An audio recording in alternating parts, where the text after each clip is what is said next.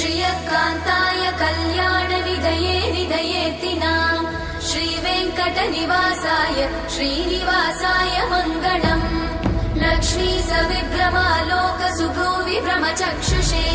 चक्षुषे सर्वलोकानां वेङ्कटेशाय मङ्गलम् श्रीवेङ्कटाद्रिशृङ्गाग्रमङ्गलाभरणाङ्ग्रये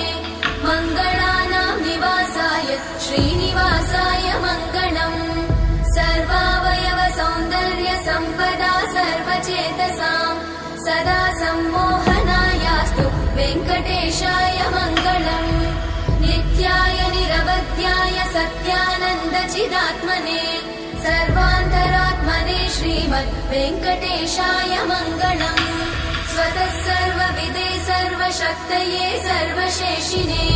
सुलभाय सुशीलाय वेङ्कटेशाय मङ्गलम्।